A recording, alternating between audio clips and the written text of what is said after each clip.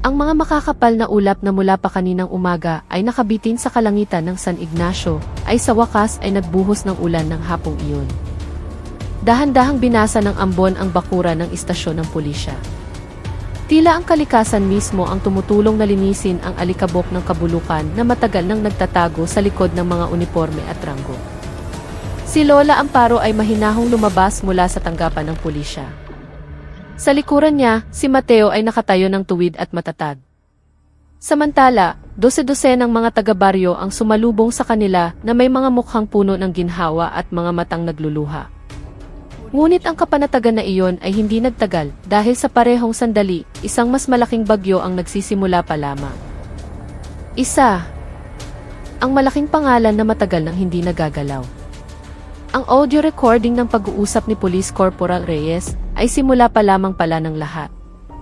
Sa loob ng sumunod na 24 na oras, ilang iba pang mga recording ang kumalat sa social media. Mga iligal na checkpoint, lingguhang itara, mula sa mga negosyante, pananakot sa mga maliliit na mamamayan at maging ang pangingikil sa mga tindera sa palengke. Isang pangalan ang nagsimulang madalas na mabanggit, ngunit wala pang nangangahas na bigkasin ito ng malakas, Police Major Salvador. Isang opisyal na matagal nang nasa serbisyo, kilala bilang isang taong may matigas na kamay, malawak na impluwensya, at tila hindi tinatablan ng anumang investigasyon. Siya ang direktang superior ni Corporal Reyes. At ayon kay Lola Amparo, siya ang taong lubos na nakakaalam tungkol sa bertud ng matibay na loob. Biglang may napagtanto si Mateo na nagpatindig ng kanyang mga balahibo at nagpalamig sa kanyang dugo. Lola, siya po. Dumating na siya sa baryo natin maraming taon na ang nakalipas, sabi niya ng marahan, noong nabubuhay pa po si Lolo Ibarra. Tumango si Lola Amparo, ang kanyang mga mata ay tila nakatingin sa isang malayong alaala. Dumating siya hindi bilang isang pulis. Dumating siya bilang isang taong uhaw sa kapangyarihan. Noong kabataan pa ni Major Salvador, isang bagitong patrolman pa lamang, sinadya niya ang yumaong asawa ni Lola Amparo, si Lolo Ibarra. Nagmakaawa siyang turuan ng lihim ng bertud ng matibay na loob, ang agimat na nagbibigay proteksyon sa kanilang angkan.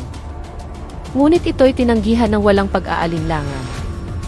Ang bertud na ito ay hindi para sa mga mapang-api, sabi ni Lolo Ibarra noon. Ito ay yumuyukod lamang sa isang pusong may malinis na kalooban. Mula sa araw na iyon, ang galit at inggit sa puso ni Salvador ay hindi na kailanman humupa. 2. Ang huling pagtatangka na takutin ang matanda. Pagsapit ng gabi, 2 itim na sasakyan na walang plaka ang huminto, hindi kalayuan sa bahay ni Lola Amparo. Ilang mga lalaking nakasuot ng sibilyan ang bumaba, ang kanilang mga mukha ay malamig at puno ng kalkulasyon. Subalit, sa pagkakataong ito, hindi isang bahay na walang laman at mga mamamayang takot ang kanilang natagpuan. Ang buong baryo ay naghanda na. Ang mga kabataang miyembro ng Barangay Tanod ay nakaposisyon sa bawat kanto, bawat isa ay may hawak na batuta at radyo. Ang mga matatanda sa baryo ay nakaupo sa beranda ng kani-kanilang bahay, tahimik na nagmamasid. At si Mateo, nakatayo sa harap ng pinto ng kanyang lola, suot ang kanyang uniforme bilang sarhento ng hukbong katihan ng Pilipinas, at may hawak na opisyal na dokumento ng legal na representasyon. Isang lalaki ang bumaba mula sa sasakyan at nagsalita ng mahina, ngunit may halong pagbabanta, gusto lang naming makipag-usap. Huwag na kayong gumawa ng gulo.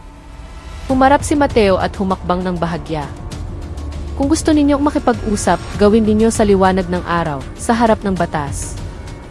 Hindi sa ganitong paraan. Sumulyap ang lalaki sa loob ng bahay. Si Lola Amparo ay nakikitang nakaupo at nagdarasal, mahinahon, hawak ang isang rosaryo. Ang kanyang tingin ay sumalubong sa mga mata ng lalaki. At sa isang iglap, namutla ang mukha ng lalaki. Naramdaman niya ang parehong bagay na naramdaman ni Corporal Reyes. Isang mabigat na presyon, tila ang kanyang mga paa ay nakagapos sa lupa. Walang anumang salitang namutawi, ang lalaki ay tumalikod at bumalik sa sasakyan.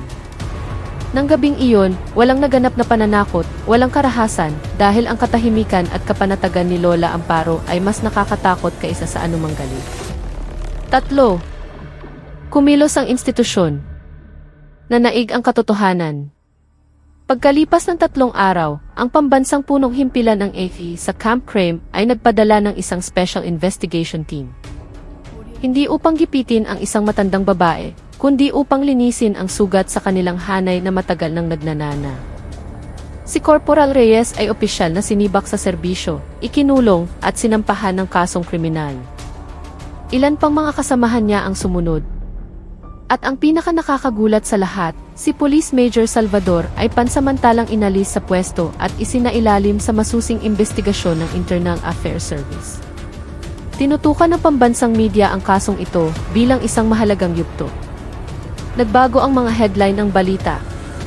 Matandang ginang, binuksan ang bulok na sistema sa kapulisan. Ang agimat ay hindi para sa pang-aapi. Isang aral mula sa munting baryo ng San Ignacio. At kapag ang katotohanan ay mas matatag kaysa saranggo. Ngunit si Lola Amparo ay tumangging magpa-interview. Hindi ko nais sumikat, sabi niya. Gusto ko lang na maging ligtas at payapa ang aming baryo. 4. Pamamaalam sa Bertud. Isang madaling araw, tinawag ni Lola Amparo si Mateo. Apo, samahan mo ako ngayon sa libingan ng iyong lolo. Doon, sa ilalim ng isang malaking puno ng balete na ang mga ugat ay gumagapang kung saan-saan, si Lola Amparo ay matagal na nanalangin. Hinawakan niya ang lupa, ang kanyang mga labi ay nanginginig habang binibigkas ang mga sinaunang orasyon sa lumang Tagalog. Pagkatapos ay kinuha niya ang isang puting tela mula sa kanyang bayong. Sa loob nito ay may isang maliit na anting-anting na yari sa kahoy, ang kihuling tanda ng bertud ng matibay na loob. Ang bertud na ito ay hindi ko na ipapamana, mahinang sabi niya. Nagbago na ang panahon. Ang kailangan ngayon ay hindi kapangyarihan, kundi ang tapang na maging matapat. Dahan-dahan niyang ibinaon ang tela, kasama ang anting-anting. Humangin ng marahan, ang mga dahon ng balete ay bahagyang umugoy. Tila ang kalikasan ay sumasang-ayon. Epilogo. Ang katarungan ay hindi tumatanda. Lumipas ang ilang buwan. Ang palengke ng San Ignacio ay muling naging masigla. Wala nang mga iligal na checkpoint. Wala nang mga sigaw ng kayabangan. Si Lola Amparo ay nagtitinda pa rin ng dahon ng ikmo at lagundi.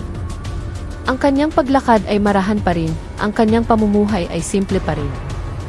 Ngunit ngayon, bawat taong dumaraan ay yumuyuko bilang paggalang, hindi dahil sa takot, kundi dahil sa respeto sa katapangang isinilang mula sa isang malinis na puso. Isang maliit na bata ang nagtanong sa kanyang ina, itinuturo si Lola Amparo. Inay, yan po ba yung lola na nagpatumba sa pulis? Umiti ang kanyang ina. Hindi, anak. Iyan ang lola na nagturo sa atin na ang maliliit na tao ay may dangal. Narinig iyon ni Lola Amparo. Siya ay ngumiti, ang kanyang mga mata ay bahagyang nagluha. Dahil alam niya, hanggat may mga taong handang manindigan para sa katotohanan, ang katarungan ay hindi kailanman tuluyang mamamatay. Sa isang maliit na baryo sa gilid ng munisipalidad ng San Ignacio, sa lalawigan ng Quezon, ay naninirahan ang isang matandang babae na nagngangalang Amparo. Isang marupok na ginang na halos 78 taong gulang na. Ang kanyang katawan ay maliit, bahagyang kuba, at ang kanyang mga hakbang ay mabagal. Ngunit ang kanyang mga mata, bagamat nagsisimula ng malabuan dahil sa katandaan, ay nagtataglay pa rin ng isang matalas na titig na madalas nagbibigay ng pag-aalinlangan sa mga tao nang hindi nila alam ang tiyak na dahilan. Si Lola Amparo ay mag-isang naninirahan sa isang lumang bahay na kahoy, isang pamana mula sa kanyang yumaong asawa. Kilala siyang tahimik, hindi pala salita, at bihirang lumabas maliban kung pupunta sa palengke tuwing umaga upang magbenta ng mga dahon ng ikmo, luya, at ilang halamang gamot na minana pa mula sa kanyang mga ninuno. Para sa karamihan ng mga taga-baryo, isa lamang siyang ordinaryong matanda na nagsisikap mabuhay sa pamamagitan ng maliit na pagtitinda. Ngunit, palihim, may ilan na naniniwala na may itinatago siyang isang bagay. Isang sinaunang kaalaman, isang bertud mula sa lupain ng mga Tagalog, na sinasabing ipinamamana lamang sa isang partikular na linya ng dugo. Walang sinuman ang nakakita kung paano ito gumagana at si Lola Amparo ay hindi rin ito kailanman ipinagmalaki. Sa halip, ginugugol niya ang kanyang mga araw sa tahimik na pagdarasal at pagtulong sa mga taga-baryong may karamdaman gamit ang kanyang mga simpleng halamang gamot. Hindi siya kailanman humanap ng gulo. Subalit, ang katahimikang iyon ay nabasag isang kapuspalad na hapon. Ang hangin ay medyo malakas ang ihip, iwinawagayway ang mga dahon at nagdadala ng amoy ng basang lupa pagkatapos ng ulan. Nakita ng mga taga-baryo ang isang mobile patrol na biglang huminto sa dulo ng isang makipot na kalsada, malapit sa maliit na talipapa kung saan karaniwang nagtitinda si Lola Amparo. Mula sa sasakyan ay bumaba ang isang pulis na malaki ang katawan at maasim ang mukha. Ang pangalan niya ay Corporal Reyes, isang pulis na matagal nang may masamang reputasyon. Alam ng mga residente na madalas siyang magsagawa ng biglaang checkpoint nang walang malinaw na dahilan upang manghingi ng tilagay. Subalit, marami ang nanahimik dahil sa takot na makipag-away sa otoridad. Nang hapong iyon, tiningnan niya ang paligid ng palengke na tila naghahanap ng bibiktimahin. Walang sinuman ang naglakas loob na tumingin pabalik. Ang ilan ay piniling magsara ng kanilang mga tindahan ng mas maaga, sa takot na sila ang mapuntirya. At sa gitna ng tensyonadong sitwasyon, si Lola Amparo ay dahan-dahang naglakad habang dala ang isang bayong na naglalaman ng mga dahon ng ikmo na hindi naubos. Nilapitan siya ni Corporal Reyes na may malalaking hakbang at mataas na boses. "Hoy, Al! Ipakita mo ang lisensya mo." "Rehistro," sigaw niya. Ngunit si Lola Amparo ay naglalakad lamang, hindi nagdadala ng anumang sasakyan. Ang mga nakakita sa eksena ay nagsimulang magbulungan, nagtataka at kinakabahan. Ano naman ang hihingin sa isang matandang babae na niwala ang sasakyan? Tiningnan siya ni Lola Amparo ng marahan at magalang. "Anak, ako'y naglalakad lamang pauwi. Wala akong dalang motor," malumanay niyang sabi. Ngunit ang pangungusap na iyon ay lalong nagpagalit kay Reyes. Kinaiinisan niya kapag may taong sa tingin niya ay sumasagot o nagmamagaling. "Akala mo ba tanga ako?" sigaw niya. "Ipakita mo ang laman ng bayong mo. Bilis!" Nanginginig ang mga kamay ni Lola Amparo habang binubuksan ang kanyang luma at kupas na bayong. Ang laman nito ay mga dahon lamang ng ikmo, luya, isang maliit na bote ng langis ng niyog at mga barya. Lahat ng kanyang pinagbentahan sa araw na iyon. Itinulak ni Reyes ang bayong hanggang sa mahulog ang mga laman nito sa lupa. Ang mga tao ay biglang napahawak sa kanilang mga bibig. Hindi nila akalain na maaaring maging ganito kaarogante ang isang pulis sa isang matanda. "Ano to? Ilegal na gamot? Nagbebenta ka ng kung ano-ano." "Ano?" sigaw niya, tila sinasadyang maghanap ng dahilan. "Halamang gamot lang yan, anak. Matagal na akong nagtitinda niyan." "Hindi yan nakakasama," sagot ni Lola Amparo, na may malumanay pa ring boses. Ngunit ang mabuting hangarin na iyon ay lalong nagpasiklab sa galit ni Reyes. Bigla niyang itinulak si Lola Amparo hanggang sa ang marupok nitong katawan ay bumagsak sa maputik na lupa. Nagsikalat ang mga dahon ng ikmo. Nabasag ang bote ng langis. Gumulong ang mga barya sa kanal. Ilang mga ina na nakakita ay biglang napasigaw. "Diyos ko po! Kawawa naman si Lola. Bakit ganoon siya kalupit?" bulong ng iba. Ngunit wala ni isang nangahas na lumapit. Natatakot sila. Natatakot na i-report, ikulong, o pahirapan ang kanilang mga buhay. Dahan-dahang itinaas ni Lola Amparo ang kanyang mukha. Ang putik sa lupa ay nagpadumi sa kanyang damit. Nanginginig ang kanyang mga kamay sa sakit. Ngunit ang pinakamasakit ay hindi ang kanyang katawan, kundi ang pagtrato na kanyang natanggap. Subalit, sa likod ng kanyang marupok na anyo, may isang bagay na nagsimulang bumangon. Isang sinaunang kapanatagan. Naging matatag ang kanyang paghinga. Nagbago ang kanyang titig. Sumisigaw pa rin si Corporal Reyes, tila gustong ipahiya ang matanda sa harap ng maraming tao. "Nakakagulo ka. Nagbebenta ka ng mga ipinagbabawal. Pwede kitang arestuhin, alam mo ba yon?" Hindi sumagot si Lola Amparo. Yumuko lamang habang inaayos ang kanyang mga nasirang paninda. Ngunit pagkatapos ay huminto siya saglit. Hinawakan niya ang lupa. Matagal. Tila may nararamdaman. Tila kinakausap ang lupang nag-aruga sa kanya mula pagkabata. Ang mga taong nagmamasid ay nagsimulang makaramdam ng kakaiba. Huminto ang ihip ng hangin. Biglang tumahimik ang paligid. Maging ang tunog ng mga manok at tricycle sa di kalayuan ay tila naglaho. Ilang matatanda na naniniwala pa sa mga sinaunang kaugalian at nakakakilala sa mga senyales ay nagsimulang magtinginan ng may pag-aalala. Naku po, wag naman sana, bulong ng isang matandang lalaki. Iyon ang bertud ng pamilya ni na Ibarra. Hindi na nila nagawang ituloy ang kanilang bulungan. Dahan-dahang tumayo si Lola Amparo. Ang kanyang mukha ay hindi galit, hindi rin takot, kundi payapa. Sobrang payapa para sa isang taong kakakutya at saktan.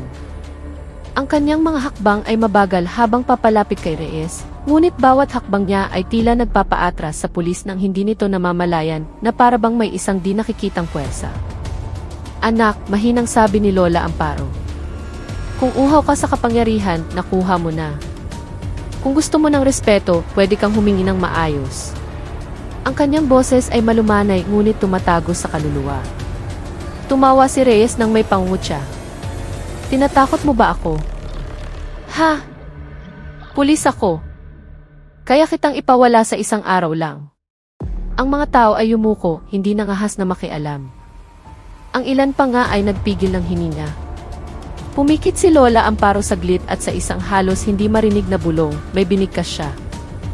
Isang bagay na hindi ordinaryong dasal, isang bagay na hindi niya ginamit kailanman maliban kung lubos na naapakan ang kanyang dangal. Ang bertud na minana mula sa kanyang mga ninuno. Ang bertud ng matibay na loob. Isang kaalaman para sa pagtatanggol sa sarili, isang kapanatagan na nagiging lakas, isang bertud na nagpaparamdam sa kalaban ng bigat, pagkahilo o pagkawala ng balanse. Nang hindi man lang siya dinadampian. At nang imulat muli ni Lola Amparo ang kanyang mga mata, biglang hinawakan ni Corporal Reyes ang kanyang ulo. Ano to? Nahihilo ako. Umatras siya ng ilang beses. Mabigat ang kanyang paghinga. Tila nagdidilim ang kanyang paningin. Ang mga manonood ay natigilan. Hindi sila makapaniwala sa kanilang nakikita. Bakit ang bigat ng katawan ko? Sigaw muli ni Reyes. Sinubukan niyang itaas ang kanyang kamay, ngunit nang hina ang kanyang katawan. Tila may isang di nakikitang puwersa na pumipigas sa kanyang mga balikat. Tila ang lahat ng dangal at kayabangan na dala niya ay biglang naglaho. Lumapit si Lola Amparo. Ang kanyang mga hakbang ay nanatiling mabagal, nanatiling malumanay. Hindi ko nais nasaktan ka, anak, sabi niya. Ngunit huwag mong pagmalupitan ang matatanda. Mabigat ang kasalanan na iyan. Subalit, ang epekto ng bertud ay hindi pa natatapos. Biglang nawalan ng balanse si Reyes at bumagsak sa lupa, sa mismong harap ng mga paa ng matanda. Ang mga tao ay biglang napahawak sa kanilang bibig, labis na nagulat. Ilang kabataan ang naglabas ng kanilang mga cellphone, kinukunan ang pangyayari. Hindi nila alam kung ano talaga ang nangyayari. Ngunit alam nila ang isang bagay. Isang aroganteng pulis ang katatapos lang bumagsak sa harap ng isang matandang babae. At ang pangyayaring iyon ay simula pa lamang. Dahil pagkatapos ng hapong iyon, kumalat ang video ng insidente. Mabilis itong nag-viral sa social media na nagpangalan kay Lola Amparo sa buong Pilipinas. At si Corporal Reyes, na sanay namang api ng mga maliliit na tao, ay mararanasan ang isang kahihinatnan na higit pa sa pagbagsak lamang sa lupa. Ang video na kinunan ng mga kabataan sa palengke ng hapong iyon ay agad na kumalat. Sa loob lamang ng ilang oras, ang 57 segundong video na nagpapakita sa isang aroganteng pulis na bumagsak sa harap ng isang matandang babae ay pumuno na sa mga newsfeed ng Facebook, TikTok, at mga group chat sa buong baryo. Ang caption ay simple, pulis na abusado, tinamaan ng karma sa harap ni Lola. Instant, ngunit ang epekto ay napakalaki. Ang mga taga-baryo ay nagsimulang magsalita. Kinaumagahan, ang baryo ay hindi kasing ingay ng dati. Ang mga kapihan na karaniwang puno ng mga ama ng tahanan ay iisa lang ang pinag-uusapan. Si Lola Amparo ay hindi basta-bastang matanda. Matagal ko nang sinasabi yan, sabi ni Mang Kiko, isa sa mga respetadong matanda sa baryo. Pero yung pulis na iyon, sobra na talaga. Matandang babae, kinalagkad niya, sagot ng isa pa. Samantala, si Lola Amparo ay nakaupo sa kanyang beranda, nakatingin sa mga dahon ng ikmo na kanyang binibilad. Hindi siya galit, hindi rin mayabang. Para sa kanya, ang nangyari kahapon ay isang babala lamang para sa isang taong sobrang tagal nang aapi ng mga maliliit. Dumating ang kanyang kapitbahay, si Aling Nena, na may dalang isang basket ng pagkain. Lola, dinalhan ko po kayo ng suman at isdang inihaw. Nalungkot po ako sa nangyari sa inyo kahapon, sabi niya ng maingat. Bahagyang kumiti si Lola Amparo. Ayos lang ako, anak. Ang mahalaga ay ligtas ang baryo. Ngunit sa kanyang puso, alam niyang nagsisimula pa lang ang problema. Dahil ang bertud ng matibay na loob ay hindi isang ordinaryong kapangyarihan. Sa tuwing ginagamit ito, ang enerhiya nito ay kumikilos na parang isang alon na nakakakuha ng atensyon. Mga matang hindi nakikita, kabilang na ang mga mata ng taong sakim sa kapangyarihan. 2. Nagkagulo sa istasyon ng pulisya. Samantala, sa lokal na istasyon ng pulisya, ang sitwasyon ay magulo. Si Corporal Reyes ay nakaupo sa isang silya sa silid investigasyon na may maputlang mukha at namumulang mga mata.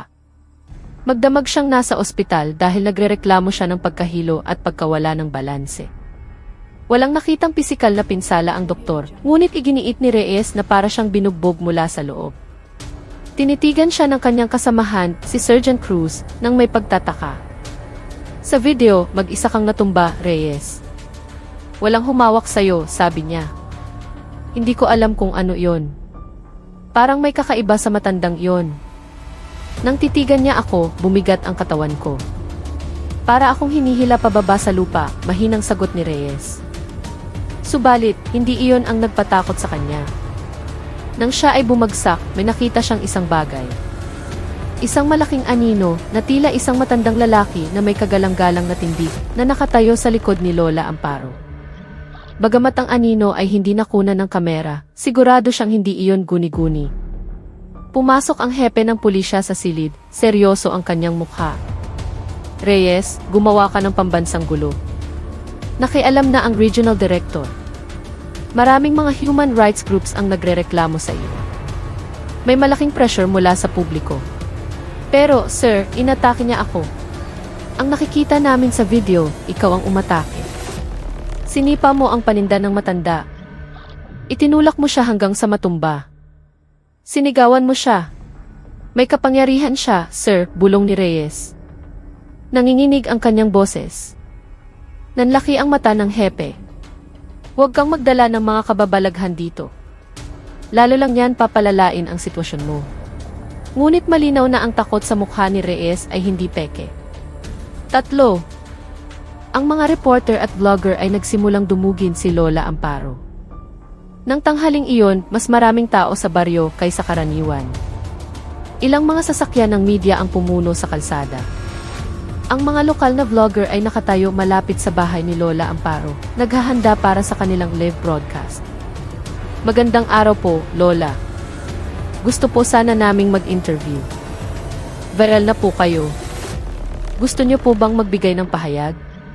Lola, totoo po bang mayroon kayong agimat o anting-anting? Nagsimulang mainis ang mga taga-baryo sa dami ng tao. Lalo na't marami sa kanila ay dumating para lamang sa sensasyon. Hindi lumabas si Lola Amparo. Nasa loob lamang siya, nagdarasal. Hindi siya galit, pagod lamang. Lumapit si Mang Kiko at sinubukang paalisin ang mga tao. Huwag niyo nang guluhin si Lola. Matanda na siya. Hindi siya artista.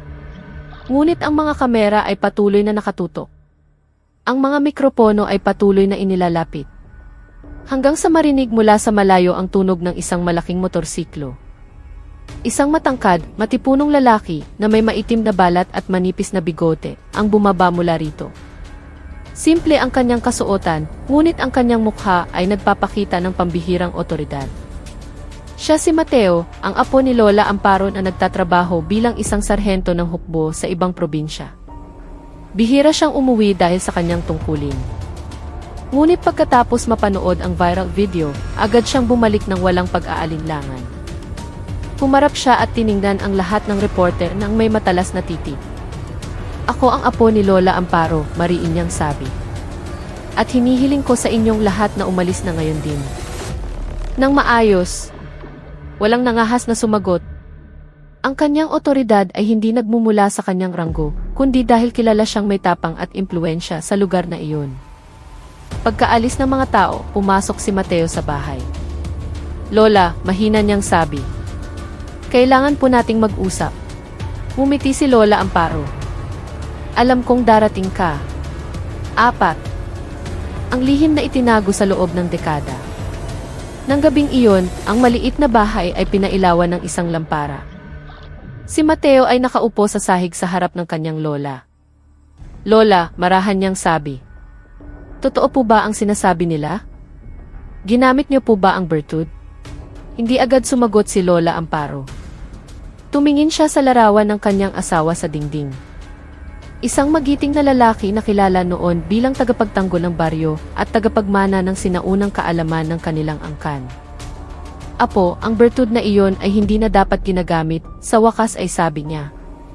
Ang bertud na iyon ay isang regalo at bawat regalo ay may kaakibat na responsibilidad. Pero masyado siyang naging bastos, Lola. Napanood ko ang video. Sinipan niya ang paninda ninyo. Itinulak niya kayo, sabi ni Mateo, nanginginig ang boses sa galit. Hinawakan ni Lola Amparo ang kamay ng kanyang apo. Apo, makinig ka ng mabuti. Ang bertud ng matibay na loob ay hindi para umatake. Isinasalamin lamang nito ang kung ano ang ibinibigay sa iyo ng isang tao. Kung nagbigay siya ng kabastusan, ang kabastusan niya ay babalik sa kanya. Kung nagbigay siya ng puot, ang puot niya ang sasakit sa sarili niya. Kaya, hindi ninyo po sinadya ang epektong iyon, tanong ni Mateo, nagulat. Ngumiti ng bahagya si Lola Amparo. Ang bertud ay nagtatayo lamang ng isang pader. Ang taong gumagawa ng masama ay tatalsik pabalik dahil sa sarili niyang kasalanan. Ang paliwanag na iyon ay nagpalubog kay Mateo sa katahimikan. Sa wakas ay naintindihan niya, ang kanyang lola ay hindi makapangyarihan dahil gusto niyang maghari. Siya ay makapangyarihan dahil pinangangalagaan niya ang kanyang lahi at dangal sa pinakasimple, ngunit pinakamalakas na paraan. Ngunit bago pa niya maituloy ang kanyang mga tanong, may malakas na katok sa pinto. Agad na tumayo si Mateo, hinawakan ang puluhan ng itak na nakasukbit sa kanyang baywang. Sino yan? Sigaw niya. Mula sa labas ay may sumagot na may tensyon sa boses. Mula kami sa Internal Affairs. Nais naming makausap si Lola Amparo para sa karagdagang investigasyon. Lumapit si Mateo sa pinto, tensyonado ang kanyang mukha. Gabi na. Bukas na lang. Ngunit sumagot ang boses mula sa labas. Ito ay direktang utos mula sa itaas. Buksan ninyo ngayon. Dahan-dahang tumayo si Lola Amparo. Alam niyang ito ang kahihinatnan ng bertud na kanyang ginamit. Ngunit nanatili siyang kalmado. Dahil alam niya ang isang bagay, ang katotohanan ay palaging nakakahanap ng sarili nitong daan. At ang gabing iyon ay magiging simula ng isang malaking bagyo na hindi lamang yayanig sa baryo, kundi sa buong institusyon na matagal nang nababalot sa kapangyarihan. Lalong lumakas ang katok sa pinto. Ang kapaligiran sa bahay ni Lola Amparo ay biglang napuno ng tensyon. Sa labas, 3 pulis na nakasibilyan ang nakatayo ng may kayabangan. Ipinapakita ng kanilang mga tingin na ang kanilang pagdating ay hindi para sa dialogo, kundi para sa pananakot. Nagpigil ng hininga si Mateo, tumigas ang kanyang panga. Hindi lamang siya isang apo, isa siyang sundalo na alam ang mga patakaran, pamamaraan at limitasyon. Ngunit alam din niya na kapag ang mga alagad ng batas ay kumikilos sa gabi ng walang opisyal na dokumento, ito ay isang masamang senyales. Buksan ninyo ang pinto ngayon. Utos ito mula sa itaas. Tumingin si Mateo kay Lola Amparo. Lola, pumasok po muna kayo sa likod, mahina niyang sabi. Ngunit umiling ang matanda. Hindi na kailangan, apo. Hindi sila naparito para saktan ako. Naparito sila dahil sa takot. Gustong sumalungat ni Mateo, ngunit tinapik na ng kanyang lola ang kanyang kamay, isang senyales ng pagpapakalma. Binuksan niya ang pinto. Isa. Mga hindi inaasahang bisita. Pagbukas ng pinto, agad na pumasok ang 3 lalaki ng walang pahintulot. Magaspang ang kanilang kilos. Ang kanilang maputik na sapatos ay dumumi sa lumang sahig na kahoy. Nasaan si Lola Amparo? May itatanong kami. Malakas, mayabang, at walang galang ang kanilang boses. Pinigilan ni Mateo ang kanyang sarili na sumabog. Bago kayo magtanong, ipakita ninyo ang mission order ninyo, mariin niyang sabi. Suminghal ang lalaking may makapal na bigote. Sino ka ba? Bakit ka nang hihimasok? Ako ay sarhento ng hukbo. At alam ko ang pamamaraan. Kung walang opisyal na dokumento, wala kayong karapatang magdala ng kahit sino. Nagbago ang tingin ng mga pulis. Mula sa pagiging arogante, naging inis. Ngunit bago pa lumala ang tensyon, narinig ang boses ni Lola Amparo. Ano ang kailangan ninyo sa akin sa ganitong oras ng gabi? Lumingon ang tatlong lalaki. Si Lola Amparo ay nakatayo ng tuwid. Bagamat marupok ang kanyang katawan, ang kanyang aura ng kapanatagan ay nagpabago sa kapaligiran. Maging ang hangin mula sa siwang ng dingding ay tila huminto. Naglabas ng isang maliit na folder ang lalaking may bigote. Ito ang report mula kay Corporal Reyes. Sinasabi niyang inatake mo siya gamit ang itim na mahika. Umiti ng bahagya si Lola Amparo. Itim na mahika? Ako'y nadapa lamang. Siya ang nagtulak sa akin. Sasagutin mo ng maayos ang tanong ko. Ginamit mo ba ang iyong agimat? Ang tanong na iyon ay nagpatalim sa tingin ni Mateo. Alam niyang ang salitang agimat ay hindi dapat lumabas sa bibig ng isang pulis sa isang opisyal na usapan. Ito ay isang terminong pangkaugalian, isang salita ng mga matatanda. Paano nila nalaman? Tiningnan sila ni Lola Amparo isa-isa. Kung mayroon man akong bertud, ito ay para sa pagtatanggol sa sarili, hindi para sa pananakit. Tinitigan siya ng lalaking may bigote ng matagal na tila naghahanap ng butas sa kanyang sagot. Bukas, kailangan mong sumama sa amin sa istasyon. Mayroon pang karagdagang investigasyon. Tumango si Lola Amparo ng marahan. Kung ganoon, bukas ng umaga ay darating ako. Ngunit, nagpatuloy ang lalaki na may mababang boses na maihalong pagbabanta. Kung hindi ka darating, susunduin ka namin ng sapilitan. Muntik nang humakbang si Mateo, ngunit itinaas ng kanyang lola ang kanyang kamay, pinipigilan siya. Isang senyales na ayaw niyang palakihin ang gulo. Umalis ang mga pulis. Ngunit bago lumabas, sumulyap sila sa paligid ng bahay nang may paghihinala na tila naghahanap ng isang bagay na maaaring gamiting mas mabigat na dahilan. Isinara ni Mateo ang pinto ng malakas pagkaalis nila. Lola, malinaw na banta yon. Kailangan nating mag-ingat. Dahan-dahang lumakad si Lola Amparo patungo sa isang silyang kahoy. Matanda na ako, apo. Kung gusto nila akong imbestigahan, hayaan mo sila. Ang mahalaga, huwag kang magpapadala sa galit. Ngunit ang kanyang mga mata ay may itinatagong isang bagay. Isang kutob na hindi na ito isang maliit na problema lamang. Ito ay may kinalaman sa mga bagay na mas madilim pa kaysa sa isang iligal na checkpoint. 2. Ang pag-viral ng video ay nagbukas ng mga lumang sugat. Kinaumagahan, lalong lumaki ang balita tungkol sa aroganteng pulis na nanakit sa isang matanda. Lumabas ang mga headline. Pulis, nanakit ng matanda, tinamaan ng instant karma. Lola na sinipa ng pulis mismo ang natumba. Publiko, naghihinala na may agimat ang lola. Napuno ang TikTok ng mga slow motion na video ng pagbagsak ni Reyes. Gumawa ng mga analisis ang mga vlogger. Uminit ang komento ng publiko. Habang dumarami ang nanonood, lalong dumarami ang nagagalit. Ngunit sa likod nito, nagsimulang maging depensibo ang pulisya. Hindi upang humingi ng tawad, kundi upang maghanap ng paraan na baliktarin ang sitwasyon. Ilang opisyal na may koneksyon kay Reyes ang nahiya dahil nadungisan ang kanilang institusyon. Nais nilang ibalik ang kanilang pangalan sa pamamagitan ng pagdiin kay Lola Amparo. Sa istasyon ng pulisya, si Reyes kasama ang kanyang superior ay nag-uusap ng kanilang estratehiya. Kung makikita ito ng publiko bilang pananakit ng pulis sa matanda, sira tayo, sabi ng kanyang superior. Kaya gawa tayo ng bagong kwento, mabilis na sagot ni Reyes. Na may delikadong kapangyarihan ang matanda. Pwede natin itong dalhin sa kasong kriminal. Tumango ang kanyang superior. Pwede nating sabihin na tinakot niya ang otoridad gamit ang supernatural na lakas. Pwede yang pumasok sa kategorya ng mga mapanganib na gawain.